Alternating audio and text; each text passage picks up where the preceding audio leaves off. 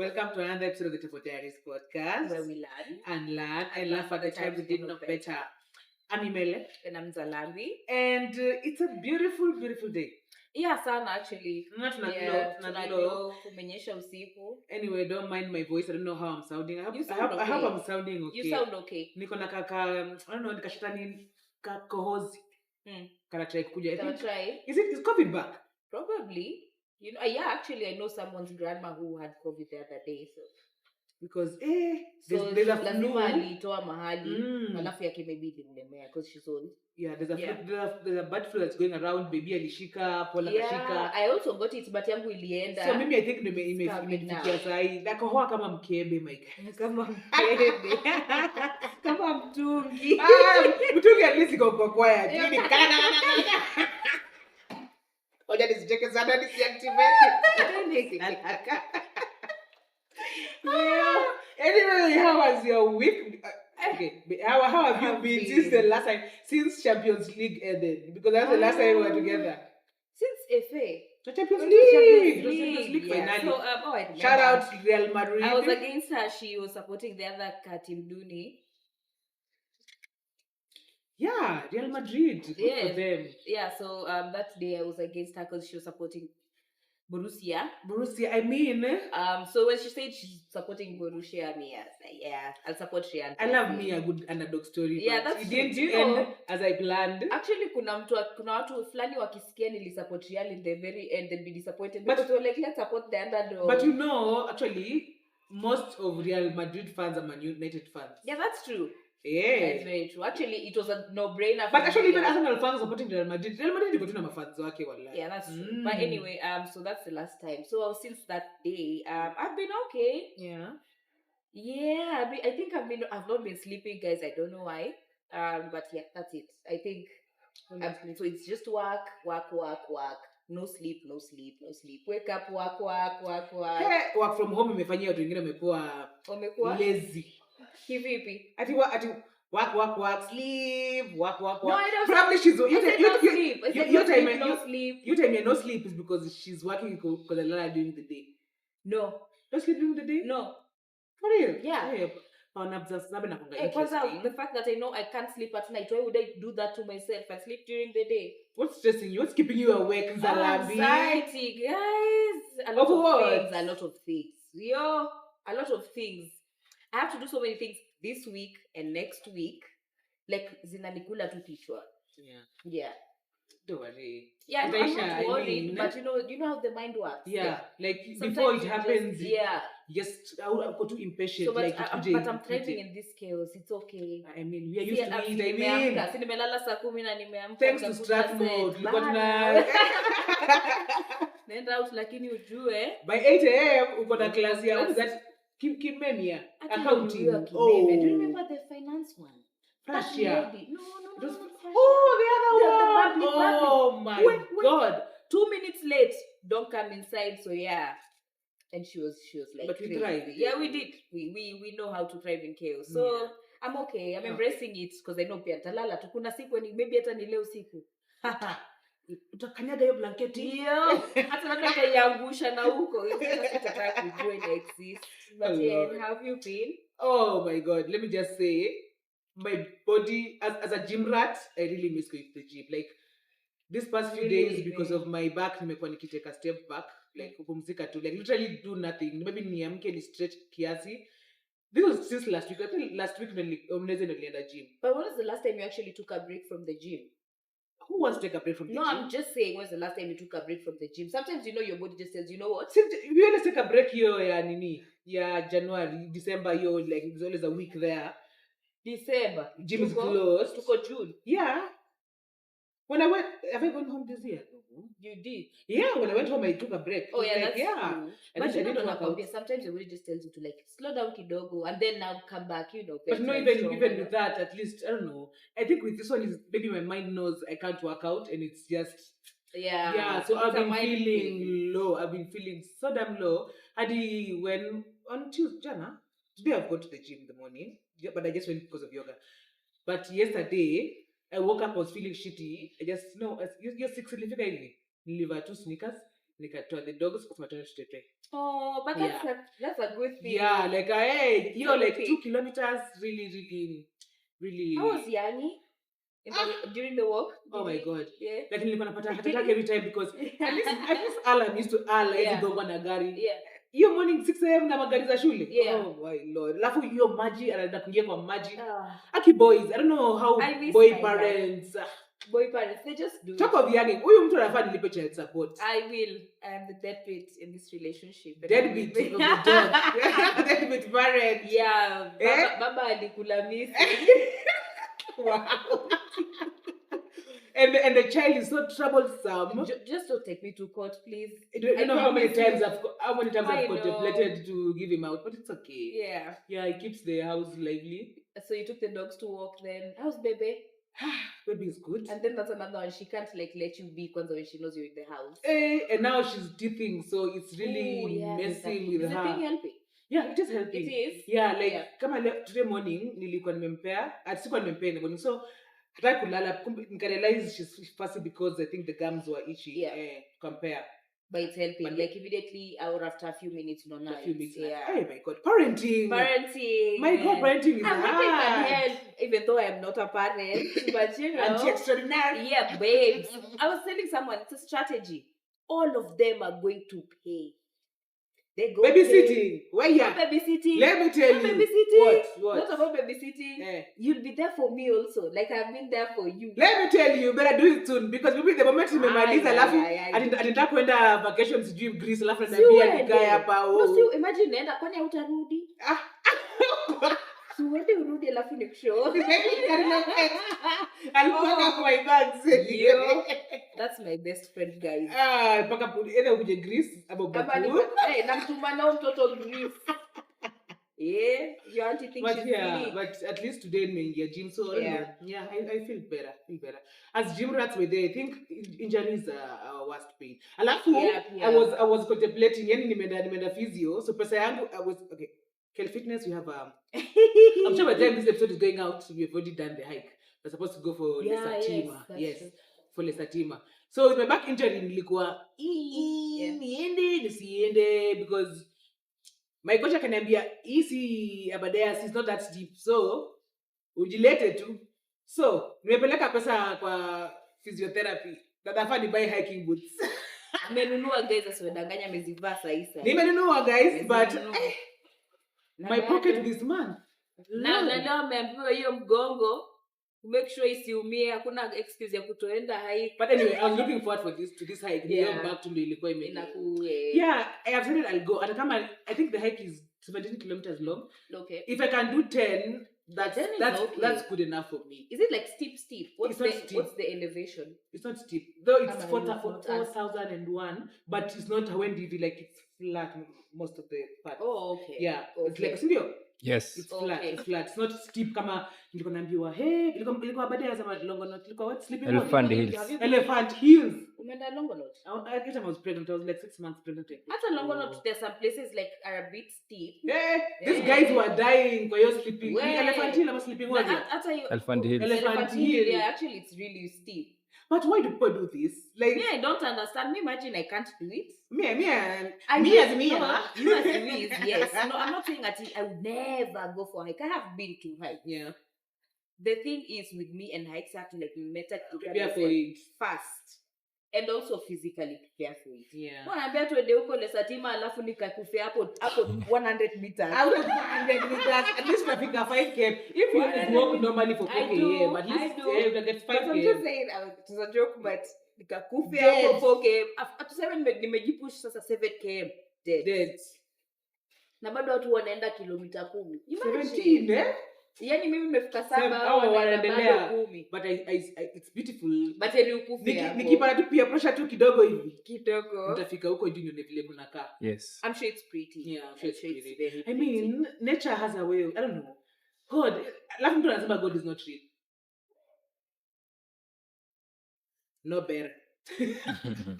To each his own. But there's a higher being. Just know there's a higher being. It doesn't matter. Kama you want to act like there's no one, or if you believe there's no other superior being apart from you, this sissy. Then that's on you. That's on you. Anyway. Yeah, anyway. What? So today, to make banter enough. It's good banter. Banter huko mbele. Hey, yo. So today we have banter. Hata dawa mkumbuka na hata banter. Tell me. This past weekend, CrossFit opens. I think CrossFit opens. Like they're doing the finals. And at Nyayo. No. Where? Maju CrossFit. The one. You saw. Tia Claire. Tia Claire, Lord. Yeah, and my niece is just a year postpartum and she's doing that shit. Yeah, she gave birth last year in May. Muscle memory, babe. Yo! Have you seen that six-pack? Guy! Anyway, there's one thing I've noted. That you can't win CrossFit if you have big boobs. Yo. Top 11. So big boobs are a problem. It's a problem. But sometimes they are a problem. It's a problem. Because I feel like now... Not even that big, but sometimes I feel like they are a problem. They are a problem. Because out of top 11, I was looking, I'm like, I don't know even how I figured it. Top 11. Top 11. Kuna mtu mmoja kuna boobs. There's not even a black woman. Na mtu mwenye I'm sure the father's cup maybe. But you know, I feel like black women when it comes to like fitness, they don't want to do CrossFit. No, some do CrossFit. Some do CrossFit. Not a lot. They do. Okay. A lot. Yes, they lift. They like that now. Lift like weights. Strength training, lift. But CrossFit is now speed, strength. Yeah, I know. All of like that most, combined. Most black women strength train. So am I wrong? They strength train and weight lift. They like lift. that. Not and really. being athletic, like kukimbia. That's not now CrossFit combines all of that. Yes, but yes. Those ones are like white people things like that. Stop. Sasa kama top 11 shali hakuna hata mtu mmoja. Let me tell you, I was even thinking like they should do CrossFit for big booby people, like competition. Because I feel like it's unfair. Yeah, this tuangalie tu kwa ground. Big booby people. Tuangalie tu kwa ground. Our competitions are Ken. Tell me, who with big boobs? That is so true.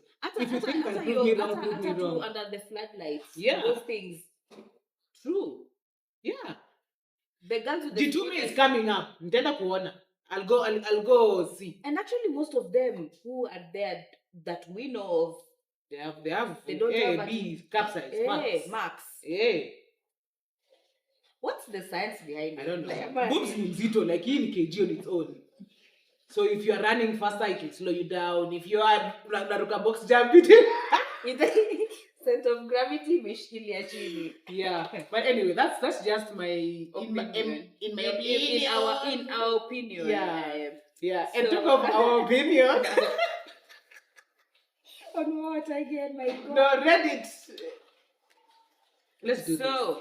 Let's do this. We went into a rabbit hole thanks to our friend Cherokai. Shout out to our learned friend. Yeah. So Kajiri. Hebu kwanza atume za nini? Atume za lunch. Za lunch. Za lunch. Kiwe lunch. It's saa 6. Anyway. This one that Lord. Let me just dive in. My boyfriend never wants to have sex with me. What is the problem? Tumshow ama tusimshow? Tumshow tu. Imagine hakutaki. Hey, hakutaki tu. What do you mean?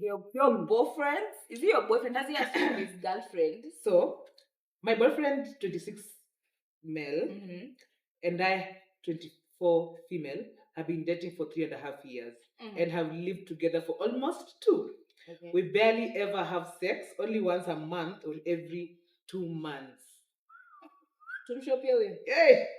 We barely have ever... Who's complaining? The girl? The girl. Okay. I feel like I'm at my breaking point and I have given up trying altogether. And then, when he does initiate on the rare occasion, I just feel awkward and it is so dull. I don't understand what the issue is and I have almost lost all hope in it getting better. What do you think?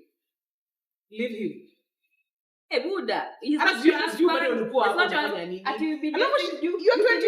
Well, you've been living at it for 2 years with a man out of 3 years of dating, and then now you're being frustrated over sex. And it's not your husband. And after the thing is at once a month. And you're living together. Once a why lie? He's getting somewhere else. When I live with a man, like I know, like probably it's heading somewhere. Hey. We'll turn that house upside down. Even though as much as we would have sex like every single day. But I'm not talking about at kila siku. But at once a month. Or once in 2 months. That is crazy. I hope you've been having a dildo. Kama ni Mkenya kuja ni If not, tafuta Nalabi kwa essentials I'll help you. Because at the same time, you can't tell her to leave him. She will leave him at her own time. But also if you're sexually frustrated in a relationship. And the worst thing is he knows and he's not doing anything about it. He doesn't care. And he's getting somewhere else because a man, unless maybe his libido is too low, but he's too low. If the man is usually the first person to complain about sex. Most times. Maybe his libido is low. But it's not aseme. You know how men are with their egos. Like, okay, she said the sex is dull even when they have it. What does she mean by dull? What does she mean? Ile tu ya penduka nani kama wakalendo wanasemanga penduka. Hakuna yani no foreplay kidogo. No foreplay nothing. Yetu penduka. Tua not done. But no. It's like now he's doing you a favor. At least hata nimekupea once a month or once in 2. In my opinion, you've stayed there for long enough. Yeah, true. And umemwambia cut your losses and go find someone whose libido and yours match, because it seems like either your libidos are not matching, or and even if they're not matching, he's not trying to. Because if they're not matching at a point, like assuming kama wewe Shali, you have a partner who's not going anywhere. You know for a fact. If anything happens in your sex life that you feel like is a problem, you'll be like, and he will be like, oh, babe, you felt like this was, alafu he will explain why maybe this has been happening and blah, blah, blah. And he's just leaving you out there, like, you know what, child, you 24 female, once you're 24, why are you even living with a man? You go have fun, man. It makes this so she moved in with the man when she was 22. Okay, move on. So wewe unafikiria mimi nafikiria kuna mtu mwingine huko. Of course akona mtu mwingine. What do you mean? Mbona mimi pia anaka ati she even went at one point he told me the reason was he watched porn too much. He has sworn that he has stopped now, though I don't know what to believe. The last time I asked, it was that he needs to start working out more because of his low libido. You say that has low libido? This has been going on for years, so I've had all these reasons in the book. I must say I'm encouraged to end a specialist. Just go get your things checked, man. And if you're addicted to pussy to watch, basi sisi wote wawili. Maybe anataka watch peke yake aki. Ndio nakwambia si hata si uni involve nione. Anyway. Me, just leave. Yeah, by the way, if you feel like sasa now. Or if he's a good man and if you want to stick beside. No, sometimes you might find someone is stuck in the closet and they're not even telling you and they don't know even how to accept it themselves. Have you seen? So see that he doesn't want to have sex with you. He cannot have sex with you. But he doesn't get aroused by you. Exactly. Ulisikia huyo this one ati I found out my military husband has a boyfriend. None. Talk to your people. Know your people. Do research on your people. And not move in at 22. What are you doing? 22. That must be a white woman. White woman probably do that. Probably. So there's this story. It's a Kenyan one. It shows the topic of her rant was, ladies, check your man's. I used to think the guy I was dating was nonchalant. Nonchalant. And didn't know how to express his emotions until I went through his phone and he was expressing his love to 3 other ladies like a poet. I realized he knew how to say I love you, I miss you, how to call 3 times a day. how to ask the umekula line. He knew how how to update them where he was, how his day is. He knew how to comment on their statuses. He knew how to use pet names. He only called me D. And there was no babe. No. and there I was, Mekazana, saving him with love emojis and shit. I would send a text and he would not answer until I double texted. I would send a text and he would until my only question was umepika nini and nifungulie gate, like him to her. Umepika nini na nifungulie gate. He knew how to send M-Pesa to them ladies. Call them beautiful. I was getting the crumbs for a whole damn year. Excuse his behavior, thinking that it's just his personality. I was the one calling, checking up on him. I looked at his call log and I was embarrassed because there was no outgoing call to me, only incoming. Going through his phone that night made me realize that I'm being shortchanged. And I walked out of the relationship that day. Good for you. He didn't know why. I didn't tell him. What you mean? Anyway, I didn't tell him why. And I didn't tell him wait. Or he didn't know why, and I didn't tell him because that would be giving him a chance to lie to me, like he has been doing the whole fucking year. Going through that phone and finding out. So she's telling us, go through that phone and find out whether you are the clown in the relationship. Yeah. Actually, the text is so small. But anyway, if you wanted to, you would. Good for you for leaving, because true, now true. You've known, you know. Because mwingine angekaa hapo trying to again like. But how old is she? She didn't say. But anyway, I can't blame her because maybe yeah, that's true. I didn't go through his phone, but guys, using his behavior. I didn't know better. I was excusing his behavior. And after the time I'm kuniona, I didn't want to know how he saved me as.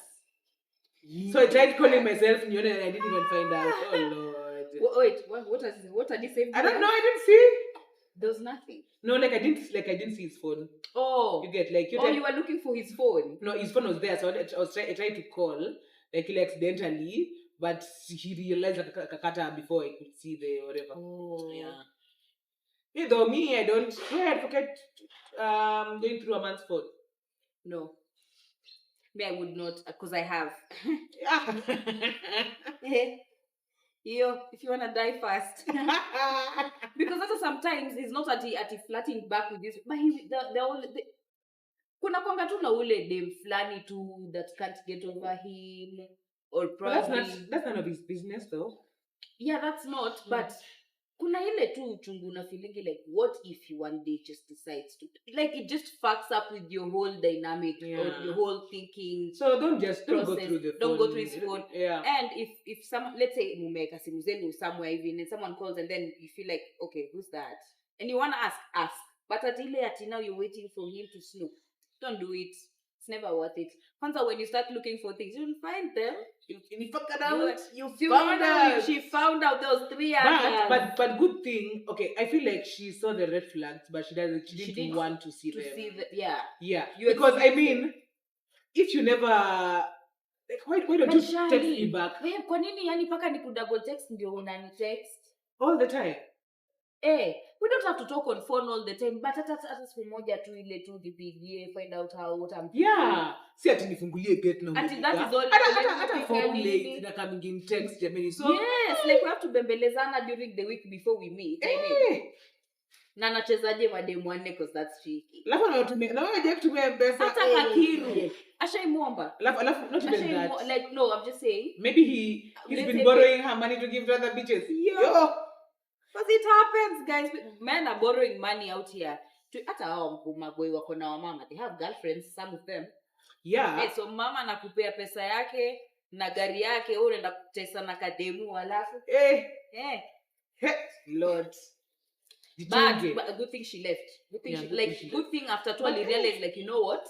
I'm the clown in this shit. Sometimes you're like, maybe that's because she was thinking that's how he is, like that's just his personality, you know. Yeah. But also when you like internalize and you're like, you know what, smart. There's like 3 other people out here, and you're treating them better than you're treating me. Bana, ata fuck them pesa, like ata you've given them pet names, like ata you like he didn't like you. Yeah, he didn't like you. He didn't like you, but he didn't know how to tell you. He's a coward. That's really sad. I mean, guys, if you come on, feel if you stop stringing her along, don't be like that. Yeah, because like now after like 2, 3, 4, 5, 6 months, you should know like now this is a solid thing. Yeah. Ish, you know. Ata kama we're not like boyfriend and girlfriend yet, but you know it's something. Because why would you be with me for 6 months and then anyway. Have you ever been a clown in a relationship? Yeah, of course. Of course. Wait, if you're not new here and you've listened to a season 1, you know. Funny thing, that guy has texted me today at 5 in the morning. Why are you like this, Nani? What are you doing? Move on. Like things. Block. What do you want me to say? What do you want me to say? That I miss you too. Of course I don't. I don't.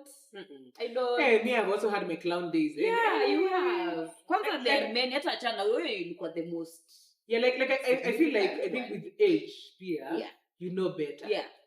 You know what you can stand, what you can't stand. Exactly. And you know how to see these red flags. They're not orange, they're not pink. Squeeze, I don't even wait until it fucks me, something else fucks me up to ask. I will ask there and then.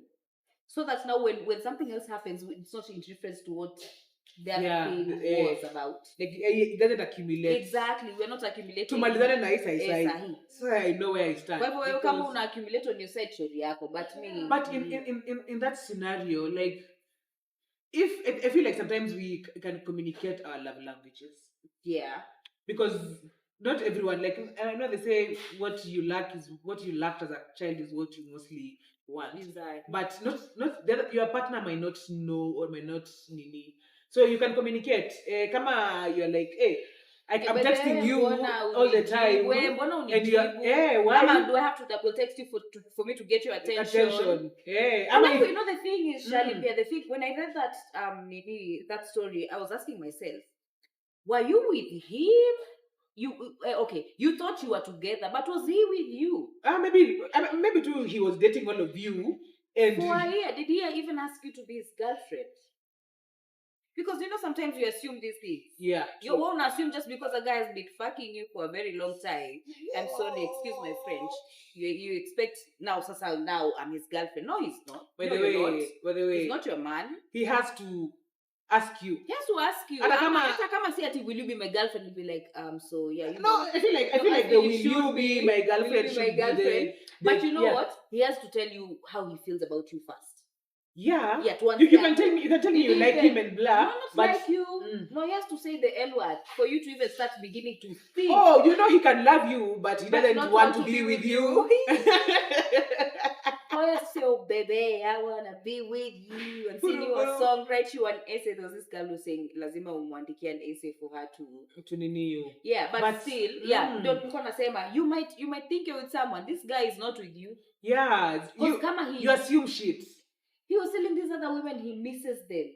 Hata kukwambia na kumiss jamani. Hata wewe ukimwambia na kumiss kwa hivyo asemi. Sina kumlutik. Alafu naambia you have to text something else.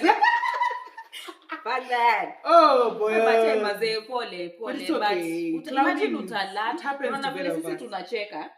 She will get to a certain age pia kama sisi, and then she'll be looking at herself right now. I was like thinking, fuck was that, man?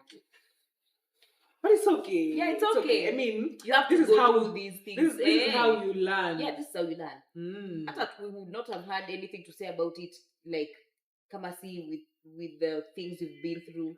Talk of now your age thing. This one was saying, ever felt you're too young to date? No, funny thing. Ever felt like you're too young to date? When is the first time you dated actually? I was 19. 19? Yeah. Like proper dating, 19. Yeah, like, this is my boyfriend, you're my girlfriend. Actually, This is my no. boyfriend, my girlfriend. Actually, I was 19. Yeah. So do you feel you are too young to date? Yes, actually at the time, yes, because now, my parents should not watch this. It is what it is. How do they say that? Like, that may be a case. It may happen to be stay for a long while, so you can't prosecute them. No face, no face. No. Yes. Please tell us the lot of our learned friend Cherop. If you're watching this, as still case. No, like say you committed something so long ago. Yeah, like a robbery with violence, like the term you come up the sugar within the first 10 years. I don't know how that word is anymore. Yeah. So 19. 19. Yeah, 19. And yes, I did feel I was too young because now at that age, now some things, high school. Yeah, some things are expected of you by him. It is true. Why are we lying? And also appear where you want to experiment, try some of these things. Oh Lord. So I felt like, you know what? I'm too young for this shit. I'm probably just a bit. Like, give me some time. You know some people who get married at 19. Yeah, but does it work out? Some do. Yeah. It's my high school sweetheart. Oh, please. So, ever felt you are too young to date? In my view. Yeah. Actually, your time I was dating that guy when I was 18 in high school. Remember? In high school? No, in campus. First year. Yeah. Yeah. I was like, what? I'm too young for this shit. Yeah, you was too mature, like for and then now. Yeah. Anyway. I'm in my 20s, female. I would still feel I'm still naive and can't handle a relationship yet. Of course, I'll set a period of. I've set a time period I'll date and all. I recently had a conversation with one of my cousins who talked of how dating in her 30s versus in her 20s are two different sides of a coin. In her 20s, was ready to pull a pizza, catch feelings, see each other here and there, and that summed up her 20s relationships. In her 30s, the conversations are different, and how confidence has changed over the years. To sum it up, her priorities are different, more future and family oriented. Yes, I do get lonely and wish someone could call me and tell me a thing or two. Personally, long-term relationships that lead into marriage is my ideal preference. My question is there anyone who's glad they didn't date young? And what are the valuable lessons you've learned? I feel like you can't date young, but don't marry young. Yeah. She's 20. 20s. 20s. I feel like 20s are the times you should date. It's okay if you get married and it works out for you. Good for you. Makofi Queen. But for me, I think I am happy I did not get married in my 20s. Because that would be some bullshit.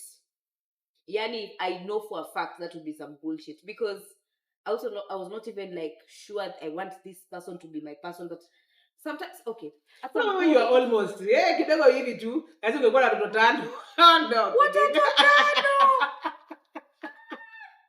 Watoto nayo uongo. We are get married by the time she was 25. No lie. Maybe at most 26. Yeah, no lie. 26. I'm 27 because now maybe after campus, then maybe give yourselves like 3 years. I'm gonna be in 3 years.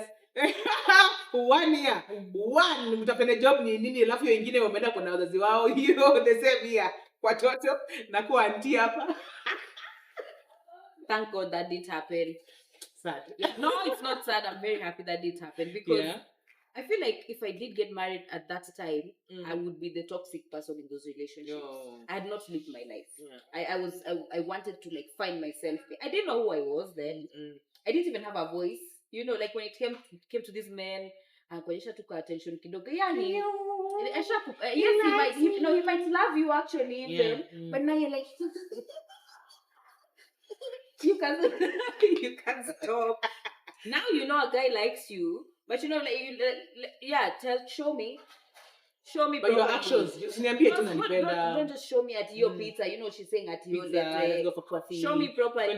Show me properly that you want us to like actually spend time, get to know each other. You know, it's different in your 30s. True, it is very. But I feel like in your 20s, she's in her 20s and she feels like she wants to date for marriage. In your 20s, the wrong thing you can ever do is date for marriage in your 20s. Abani, get your heart broken early enough. Know how it feels. Learn who you are as a person. And learn also what you want. Because yes, you can find you want to date till marriage. But if you don't know what you want in a man, itakuwa tu okay, he likes me, I like him, we want this thing, and that's it. So you will never experience anything else. Yeah. So 20s is your time to date. Serially, if possible. Date. Go for those pizzas and coffees and shenanigans. Kula kila kitu. Ice cream. Go for movies. This woman who said that she was going for dates a whole month that she never cooked in her house. Me, I would do that. Once in my 20s, I wish I did that, man. The number of times that can I take you out for coffee? Can I take you out to lunch? Yes. That I was declining for some don't mind her language. Watch and say your word. Like sometimes, like you're so smitten by this person, and you know for a fact that it's not going anywhere. And after you're putting all these other people down who are like actually. I feel like it's this thing like who was saying? I don't remember who was saying that. Like she has her own castle and she's created her own. It's Kenya Mo. Oh yeah. She has her own castle and she just wants a perfect king to come into her castle, which can't work. Yeah. Which can't work. You have to build that castle together. Yes. So your time you have an idea of how you want life, and you expect this person. So is this a perfect picture? And for me, it's easy. I don't even think about the end game. I enjoy the moment. Like, see, kama kitambo. Now, once you like me, what are we doing? Like, but it's also good. It is. But right now, as a 30-year-old, I'm so secure in relationships. That I don't like tapa and like now ruin the relationship, because sometimes now you ruin something that's actually pretty cool. But sometimes, of course, asking the hard questions is necessary. It's necessary because if it ruins it, then it wasn't meant to be. Exactly. I'm not saying those questions are not there or that you would disagree and stuff like that. But I'm not like too eager to know about the future. Like once if it's something very new, let's see how it goes. Yeah, you might choose something nice being at I want marriage. I remember. I love how men freak out sometimes now when you start laying out these things one by one. They're like, they always say that once you get to 30, the first date you go meet each other. The second date, that's 2020 by pastor. Hata sijui pasta wangu wa sahi anaitwa nani wa nyumbani, to be honest. Oh Lord. But anyway, 20s just date. Yeah, date. Don't date for marriage, just date. Yeah. Now if you date someone who is actually in those people that you're dating, and dating doesn't mean sleeping with them. Yeah, don't have sex with them. Just date them. And to kunywa chai, have conversations with them. And I'm sure probably the husband is one of those people. Yeah. They say by the time you're 27, you've met the person who you'll marry. Sometimes, like 80%. Yes. Yeah. So hey, that was it. Okay, poor girl. Like that was it. She craves that. That's why you have to date. Like date. But to come to her and say, good morning, babe. When she wants to date for marriage. So probably akisha ingia tu hivi into one dating one person, she probably fall in love with them. Alafu ndo uko in the future. Okay, my God, I should stop going to TikTok because there's this. Actually, I didn't even find it on TikTok. He's a TikTok guy, but I stumbled on this story on Instagram. There's this. It was really dance something. He always like, and he cars like and features or something. Those people, when those people who just the Karens who talk smack, and people thinking people will never know them. So and I find their actual identities and our post and I'm like blah blah blah. Is this you? Yeah. What? That's so petty, but because some things actually. Anyway, I'll send you that link. So this, he was giving a continuation about this guy. He was a TikTok guy, and him and the wife at that time.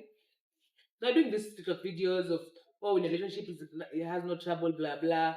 So I think they broke up. They broke up. They had a kid, a daughter, if I'm not wrong.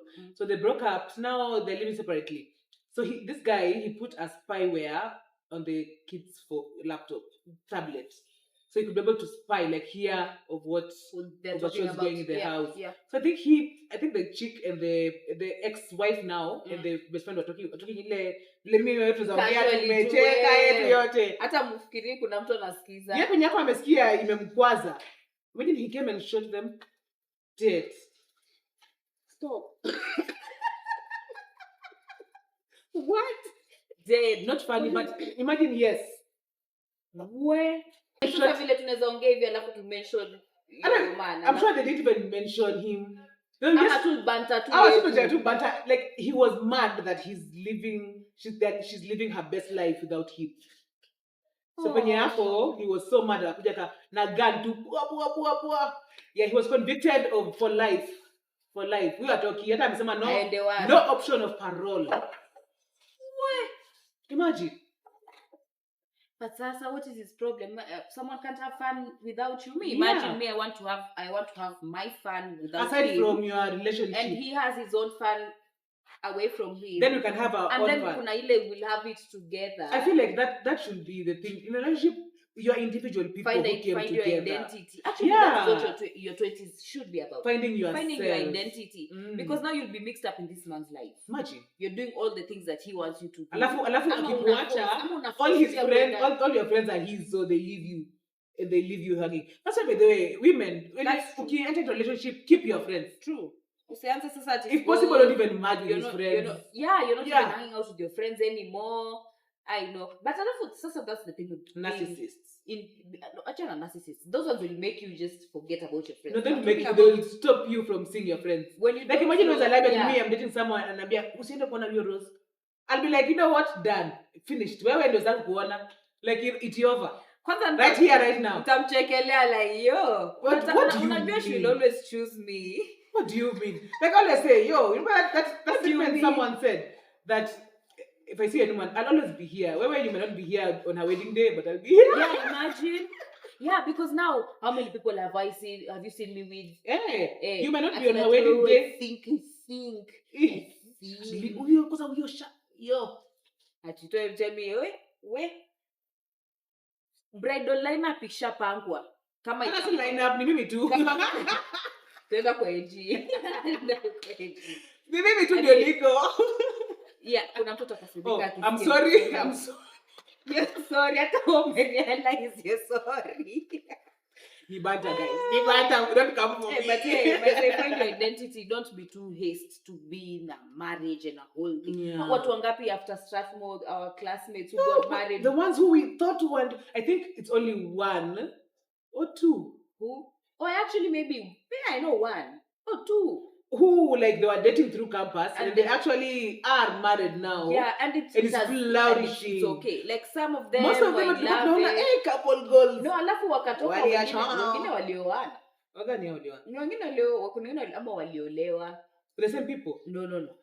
Tunasema wacha nao wenye I'm saying wenye walikuwa maybe like after campus, I have to find a job, I have to find a man, get married. Yeah. Yo. Yes, I think they are very different people. Very different people. Yeah. And life moved on. Yeah, exactly. So that's what I'm saying. Dates. Ami sahi I don't think kuna kitu inaweza nibabaisha when it comes to a man, to be honest. Like if you're not, I think I've seen most. Yeah, I've seen everything. And if I haven't seen it myself, I've seen it from my friends. Exactly. Yes. So kuna venye tu like kuna mali kifika and I feel like, you know what, I'll be like Chris Brown Q induces. Anyway, never too late. Let's get into the next thing. Yeah. So so there's this tagline. Am I the asshole? Oh, if you have to ask, yes, yeah, you probably are. So this one said, am I the asshole for reminding my friend that she married for intelligence and look where it got her? Where did you get her? I don't know. There's a whole story. It's so long. Okay. But yeah, is she the asshole for reminding her friend that she married for intelligence and look where it got her? Okay. So that's an asshole statement, man. Okay. I really want to know where it got her. That's why before I can even read it. It's really long. Okay. Yeah. I, 35 female, met my husband Vince 36 female after he saved me from drowning at a pool party when I was 18. I took him out for lunch the following week to thank him for saving me. My savior. And my savior. And soon we fell in love and began dating. At the time, Vince worked a blue-collar job while I was studying in university. We ended up getting married, and Vince supported me through my entire education until I got my PhD. Good job. Good for you, Vince. Vince always told me that he wanted to study in university but had learning disabilities. So it was the man who married for intelligence. Anyway, Vince had always told me that he wanted to study in university but had learning disabilities that made it difficult for him to study in a classroom. At times he was embarrassed by the fact that he had to work twice as hard compared to people around him. But I always found it to be admirable about him. When I finished my studies and got a well-paying job, I convinced Vince to give him his dream. Vince to give his dream in studying another go. Last year, he was finally accepted into a nursing program at our local university. He's working hard to achieve his dream, and I am incredibly proud of him. Last week, my friend Alba, 36 female, came to visit her son with her son, so our children could play together. Alba was my roommate during my first year in university. She began dating her husband Leo around the same time I started dating Vince. Okay, I like this. Leo was so obnoxious, was an obnoxious law student who later became even more an even more obnoxious attorney. He was a know-it-all who prided himself in his intelligence, for which some reason attracted Alba. At the time, Alba would sometimes tease me that At the time, Alba would sometimes tease me that I could do better than Vince, and would offer to set me up with one of Leo's law school buddies. But I would refuse, and she eventually dropped the subject. Alba and Leo are currently going through a nasty divorce that stems from him cheating on her. Quite frankly, he's dragging her through the mud and is using connections to try and live out as penniless as possible. It shares your children. As we were chatting and catching up, Alba began to express concerns over the fact that her eldest son, 7 months, was diagnosed with dyslexia. Alba began telling me how she's worried that my son will be academically how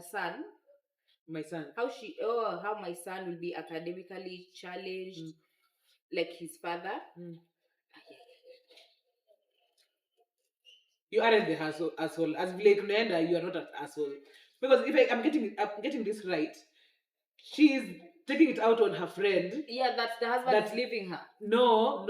The friend whose husband is leaving her is taking it out on this other because friend. he's saying that because the 7 months has dyslexia. It's not her problem or any of his problem. So now getting it out on your friend because maybe I'm getting divorced. Yes. So you're telling me that my child will be as little as challenged as the father. Ati began telling me how she's worried that my son will be academically challenged like his father, and that could entail for his future. Before I could respond, she told me how I should have married someone smart while I had the chance, so I would have kids like hers. Alba's son are incredibly bright. Is an incredibly bright boy and a straight A student. I told Alba her advice was unnecessary and reminded her she reminded for intelligence. I told Alba her advice was unnecessary and reminded her where marrying for intelligence got her. I then proceeded to tell her that I would have rather have a son grow up to be an honest, hardworking person like his father than an academically gifted jack who wasn't smart enough to know sleeping with his secretary could have consequences on his marriage, like a husband. Alba was deeply hurt by what I've said and stormed out with her son. Some mutual friends are now chiming in and telling me that I was too harsh on Alba for a failing marriage to prove my point. I should apologize. Huyu dema amekwambia vitu ngapi tangu mkiwa campus ati anakutafutia machali wengine? Alba is the asshole in this situation. No, you're not an asshole. What's her name? She didn't say her name. She just said I. Yeah. Alba is the asshole. Because yes, you can get divorced, but don't take it out on your friends. It's not her fault. She loved. How many people have married for intelligence and it went left? And some went right. Yeah, it's okay. Yeah, but you just don't marry for intelligence. See, he married for intelligence. She did. Because I'm sure this guy, as it was, he was obnoxious. He was a jack even your time. But he wanted a jack. Like he was like, but he's mate. He's a jack, but he's mate. Yeah. I'd rather have that humble guy who is not as smart. Exactly. Yeah. Any day. Yeah. I think that's any day. Because now look at how he's taking. I've never met these smart, obnoxious people out here, and then they're the one who think they're all that. Yeah. Like you should bow down. Nigga, sit down. Just sit down. Who do you think you are? Yeah.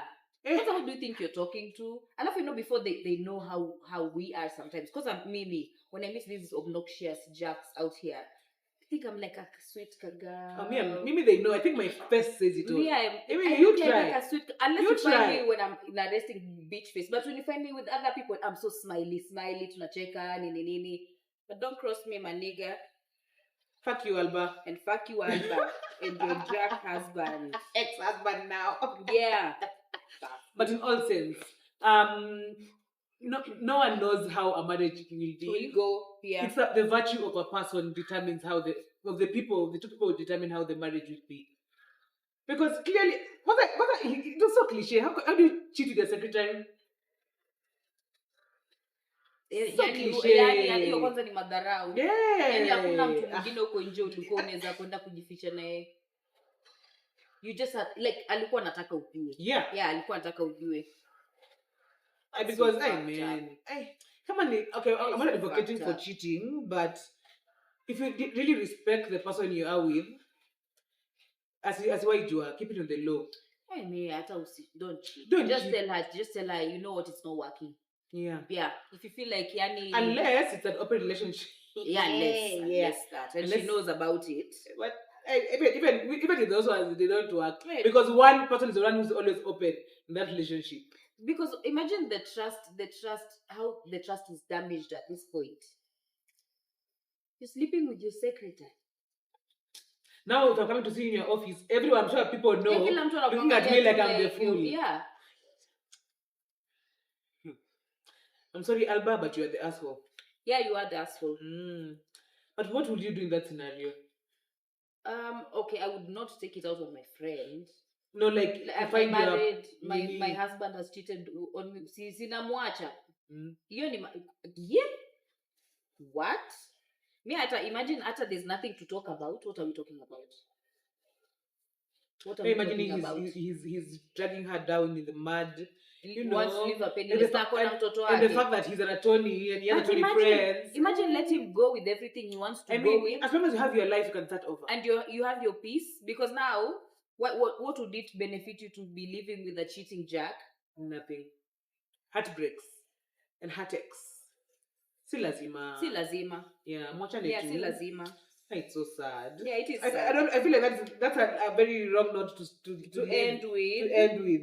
Yeah, na vile tumecheka hapa. This one was saying, am I the asshole for abandoning my parents at an island in the Caribbean? So I could get back to our cruise in time. No. Kama wazazi wake waliachwa, then yeah, she's an asshole. Maybe hawakuanza kutoka. But sasa kama time inaenda na cruise itaenda, si tutoke tuende. But she left them. Fuck him. Pia walikuwa wanajua time. What are they doing? My mom will never let me get the end of it. Yeah, mine too. Hey, I would even go. I'd rather we miss all of us, mercy. But come and Shali Pia, you bakini hapo na. Go enjoy myself. And I'm not coming inside here. Maybe now I can have more fun in that cruise. I feel like the thing is, you have all gone on a cruise. So you've gone to the Caribbean. And you have some time to spend in this island before this ship goes somewhere else. Are you sure it was all a cruise? Maybe they'd gone for the Caribbean, but he had booked his cruise. So, was I an asshole? Was I the asshole for abandoning my parents at an island in the Caribbean so I could get back to our cruise in time? Aliwaacha tu akarudi kwa cruise because she knew hii cruise itaenda by the way. Na mimi haitaenda bila mimi. Yeah. For the parents, yeah. Plus, anyway, I'm sure he is it a he or a she? It's a she. She had more fun in that cruise without her parents. Yeah. Yes. It was a family vacation. It was her 18th birthday, so they'd gone on a trip. Plus, I mean, I'm sure it's your 18th birthday. They'll get over it, man. And I'm sure I'm like a boyfriend for your cruise. Probably, and then they're like, "Yeah, you want me to get left? My boyfriend is there." Tutokana nyumbani. I didn't know this cruise. That's crazy.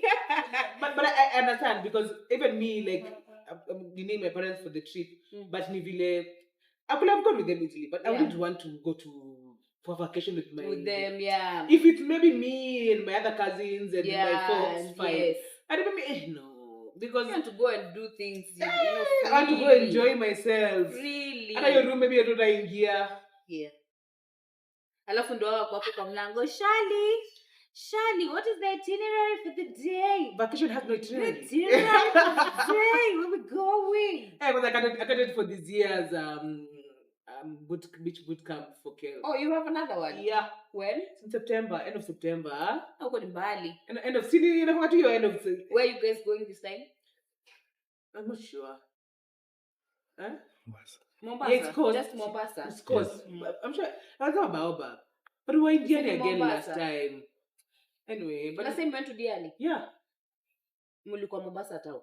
We were in Diani, but first we got there early. We got there with the train. So we got there like at 8 a.m. And our rooms weren't ready. We got first ready to start that day. You went all the way to Mombasa tao? So we need to talk the shuttle took us to the hotel.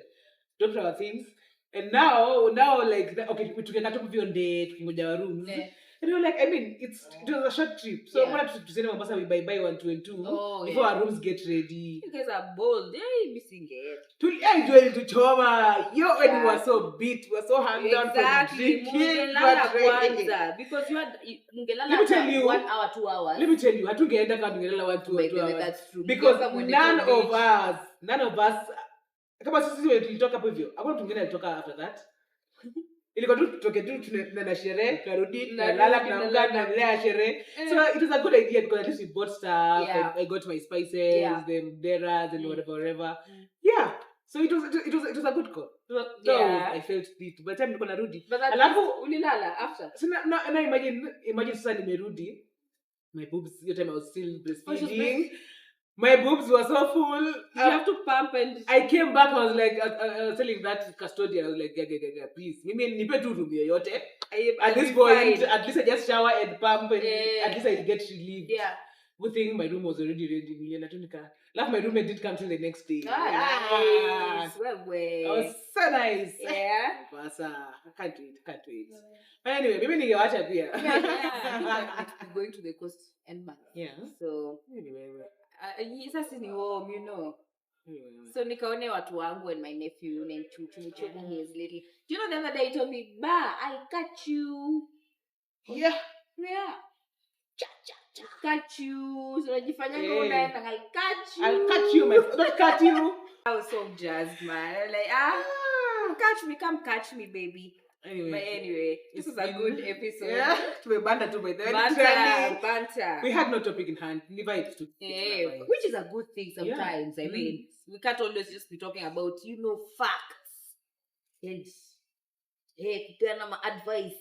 Advice. Yeah, like that's our opinion. In my most opinion. Most of them. Yeah, I think this will be our segment. Like at least once a month, we can be doing an topic. To a better shenanigans and laugh about it. Yeah. I mean, someone else can learn from this. Yeah, true. Yeah, don't go through his phone, but if you see the red flags, you just... Muulize. Na kama your answer is not fulfilling. Actually, sipo kujibu, there's your answer. There's your answer. Silence is also an answer. Yeah, there's your answer. Yeah. It was nice. It was nice. A beautiful day.